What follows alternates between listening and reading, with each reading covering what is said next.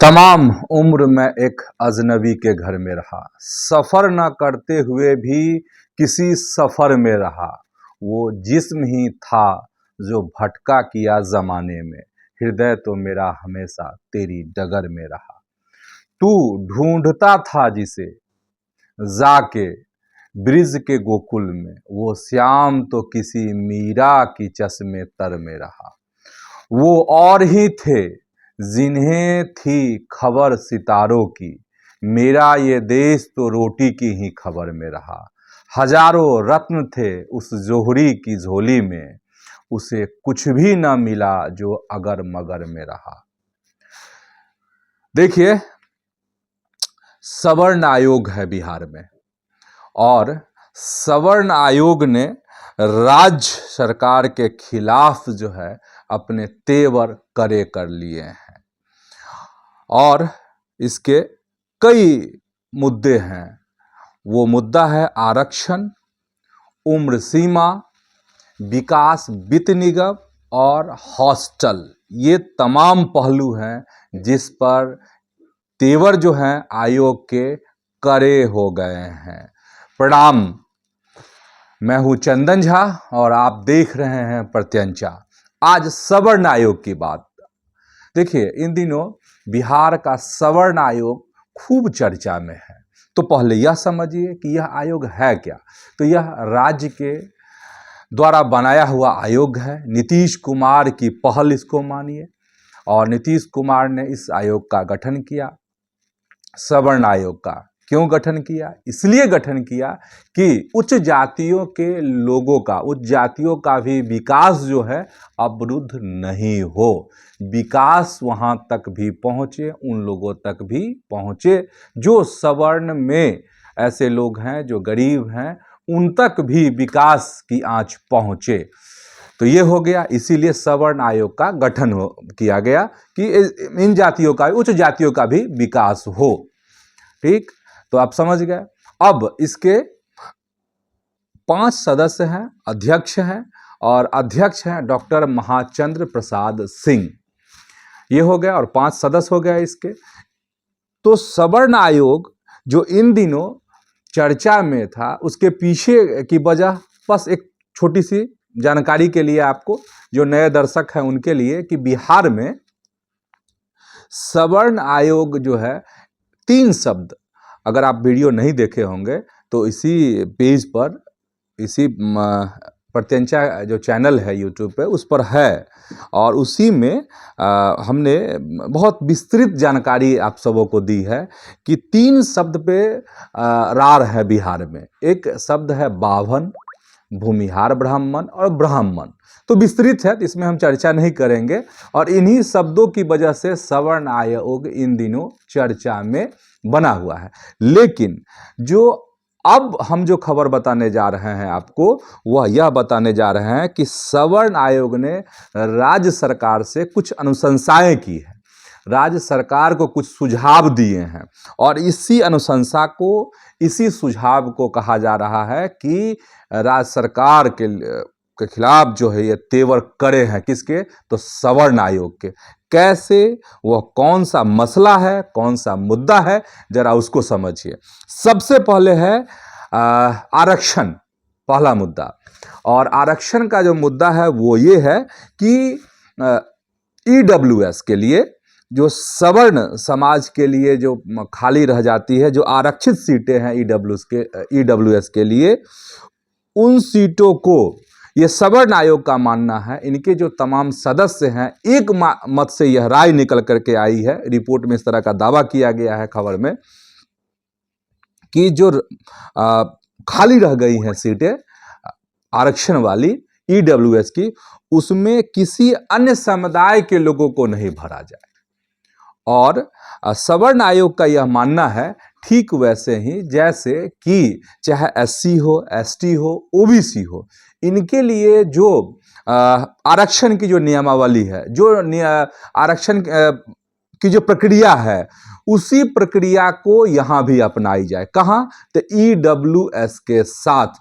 मतलब जो आरक्षित सीटें हैं अगर खाली रह जाए तो उसको खाली रहने दीजिए, उसके बदले में दूसरी जातियों को, दूसरे समाज के लोगों को एडजस्ट नहीं करना चाहिए। ये मानना है, स्पष्ट मानना है, एक राय है तमाम सदस्यों के, सवर्ण आयोग के। और ये अनुशंसा जो है आयोग ने कर दी है, किससे? तो नीतीश कुमार से, राज्य सरकार से, मुख्यमंत्री से। एक हो गया। अब दूसरा पहलू है आपको, कौन सा पहलू? तो वो है उम्र सीमा वाली पहलू।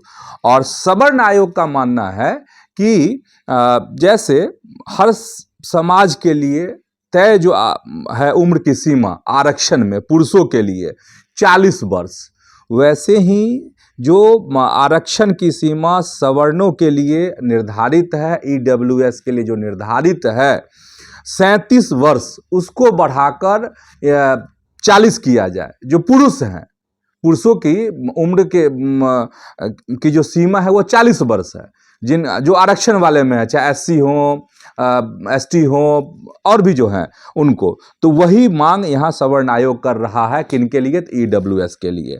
तो ये उम्र है कि उम्र की सीमा बढ़ाई जाए, ये मांग हो गई। अब क्या है, सवर्ण आयोग ने एक खाका खींचा है, एक सुझाव और दिया है, राज्य सरकार से अनुशंसा की है। वो है कि सवर्ण आयोग का मानना है कि ऐसे सवर्ण गरीबों के लिए, ऐसे छात्रों के लिए हर जिले में 100 बेड का एक हॉस्टल बनना चाहिए, छात्रावास बनना चाहिए।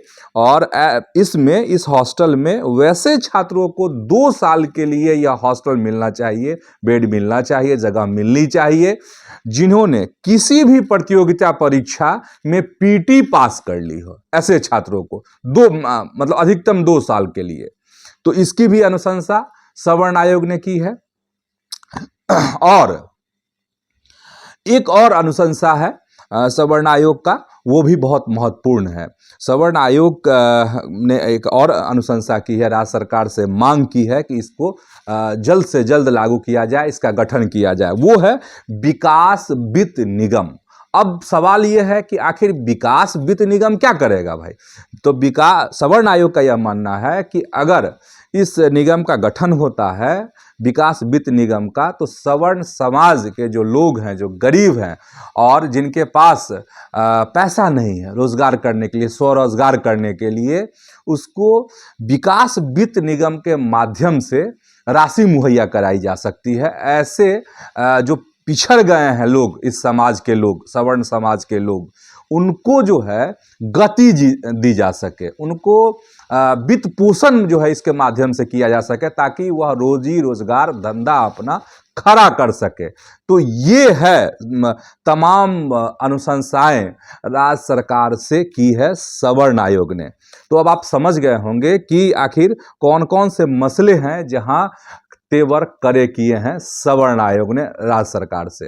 अब पूरा का पूरा गेंद जो है अब नीतीश कुमार के पाले में है, और यह आयोग का जो ड्रीम है वो नीतीश कुमार की ही सोच है। अब देखने वाली बात ये है, और इसलिए भी महत्वपूर्ण है कि नीतीश कुमार हमेशा यह कहते रहे हैं, कई दफे कई बार दोहराते रहे हैं कि उन्होंने सभी समाज के लिए काम किया है। तो अब सवाल ये है कि सभी समाज के लिए उन्होंने काम किया है, तो जो सवर्ण आयोग का उन्होंने गठन किया, और सवर्ण आयोग के तरफ से जो अनुशंसा सरकार को भेजी गई है, जो मांग की गई है, उस मांग पर नीतीश कुमार गौर करते हैं कि नहीं करते हैं? उन अनुशंसाओं को पर उनका ध्यान जाता है कि नहीं जाता है, और उन सब चीज़ों को लागू करते हैं कि नहीं? अगर वाकई में नीतीश कुमार इन सब चीज़ों को लागू कर देते हैं, तो जो एक सोच है नीतीश कुमार की कि सर्व समाज का विकास, वो संभव होता हुआ मुझे लगता है कि वो साकार हो जाएगा। नीतीश का भी सपना साकार हो जाएगा। आयोग के गठन में जो ताकत लगी है, जो ऊर्जा लगी है, या तमाम सदस्य और जो अध्यक्ष इस पर काम कर रहे हैं, उन्होंने जो चीज़ें करीब से देखी है, सवर्ण समाज को जो पिछड़ गए हैं, जो पीछे छूटते जा रहे हैं, उनको आगे लाने का जो सपना ये तमाम लोग देख रहे हैं, वो सपना पूरा हो सकता है। तो फिलहाल आज के इस वीडियो में इतना ही। ऐसे ही आप प्रत्यंचा के साथ जुड़े रहिए। यह आपकी प्रत्यंचा है, यह आपका चैनल है, यह आपका फेसबुक पेज है, और खबर अच्छी लगी हो, विश्लेषण अगर आपको अच्छा लगा हो तो आप ज़रूर शेयर कीजिए, ताकि सवर्ण समाज के हर लोगों तक यह वीडियो पहुंच सके, राज्य सरकार तक यह वीडियो पहुंच सके और इस पर उचित कार्रवाई हो। धन्यवाद, प्रणाम।